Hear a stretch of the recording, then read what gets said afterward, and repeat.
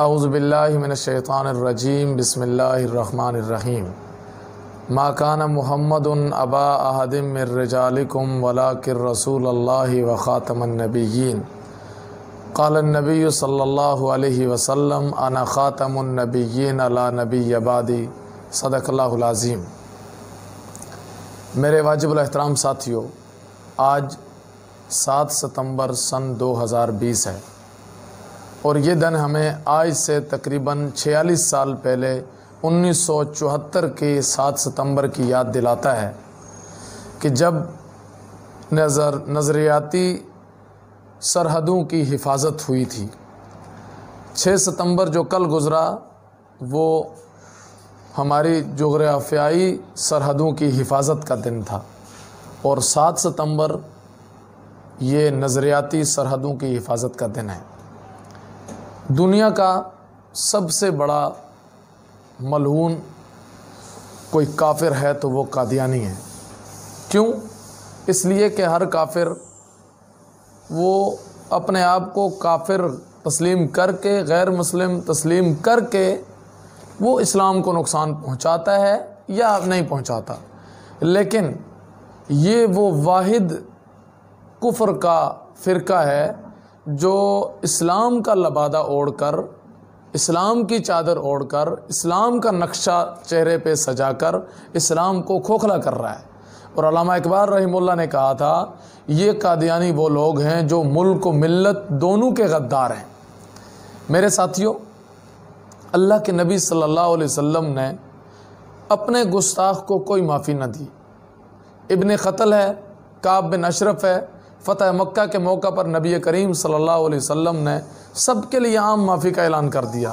الیوم یوم الملحمہ، فرمایا الیوم یوم المرحمہ، آج رحمت کا دن ہے، لا تثریب علیکم اليوم، آج معافی کا دن ہے، آج کسی کو کچھ نہیں کہا جائے گا۔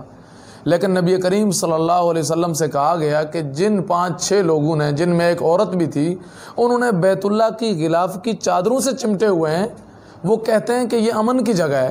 اللہ کے نبی صلی اللہ علیہ وسلم نے فرمایا انہیں بیت اللہ کی چادروں سے لپٹے ہوئے بھی نہیں چھوڑنا، انہیں لاؤ اور انہیں قتل کر دیا جائے۔ تو پتہ چلا اللہ کے نبی صلی اللہ علیہ وسلم کی حرمت ہمارے اوپر سب سے زیادہ ہے۔ اللہ کے نبی صلی اللہ علیہ وسلم نے بڑی مشہور حدیث ہے، فرمایا لا یؤمن احدکم حتی اکون احب الیہ من والدہ وولدہ والناس اجمعین، تم اس وقت تک کامل مومن نہیں ہو سکتے جب تک تم اپنے سے زیادہ، مال سے زیادہ، اولاد سے زیادہ، والناس اجمعین، ساری دنیا سے زیادہ مجھ محمد سے صلی اللہ علیہ وسلم سے محبت نہیں کرو گے، تمہارا ایمان کامل نہیں رہے گا۔ اللہ کے نبی صلی اللہ علیہ وسلم کے دشمنوں کا ایک علاج ہے اور ایک جواب ہے۔ علاج وہ ہے جو حضرت صدیق اکبر رضی اللہ عنہ نے مسیلمہ کذاب کا کیا، رسول اللہ صلی اللہ علیہ وسلم نے ابن قتل کعب بن اشرف والوں کا کیا۔ علاج وہی ہے جو آخری خلیفہ عیسیٰ علیہ السلام دجال کا کریں گے، بیچ والوں کا بھی وہی علاج ہونا چاہیے۔ لیکن ابھی ہم جواب پہ کیوں اکتفا کر رہے ہیں؟ ہمارے اکابرین نے، ہمارے علماء نے، ہمارے وطن کے قانون نے سب کو روکے رکھا ہے کہ دنیا کا امن ہمیں عزیز ہے، ہمیں پاکستان کا امن عزیز ہے، لہٰذا پاکستان میں آئین بن چکا ہے، اس آئین کے تحت ان کا علاج کیا جائے۔ وہ قانون بن چکا ہے، بس اسے فعال کرنے کی ضرورت ہے۔ جتنا ہم اس قانون کو فعال کریں گے اتنا ہی نبی کریم صلی اللہ علیہ وسلم کے گستاخوں کو لگام ملے گی۔ اگر یہ نہیں، آئین بن چکا ہے، اس آئین کو فعال کرنے کی ضرورت ہے۔ اگر وہ نہیں کریں گے تو ملک میں جس طرح کی بلا روی کا شکار ملک ہوتا جا رہا ہے، مجھے خدشہ ہے کہ کہیں ملک کا امن برباد نہ ہو جائے۔ اگر ہم یہ نہیں کریں گے تو کسی نے کہا ہے کہ ہم تو دیمک سے بچاتے رہ گئے اپنا گھر، اور کرسیوں کے چند کیڑے ملک سارا کھا گئے۔ تو میرے حکمرانوں کو اس پہ بہت زیادہ نظر ثانی کی ضرورت ہے تاکہ آقا صلی اللہ علیہ وسلم کی حرمت، صحابہ اکرام کی حرمت، اہل بیت کی حرمت محفوظ ہو سکے۔ جب وہ محفوظ ہوں گے تو ملک میں فرقہ واریت بھی ختم ہو جائے گی، ملک امن و آشتی کا پیغام دکھائے گا اور بتائے گا۔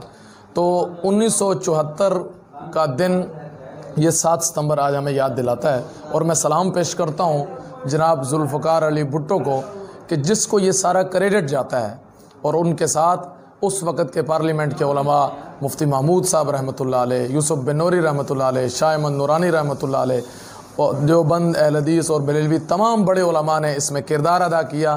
ان کی قبروں پہ کروڑوں رحمتیں فرمائے، اور ہمیں ایسے فتنوں سے اللہ تعالیٰ بچائے اور ایسے فتنوں کی سرکوبی کرنے کی اللہ ہمیں توفیق نصیب فرمائے۔ وآخر دعوانا الحمدللہ رب العالمین۔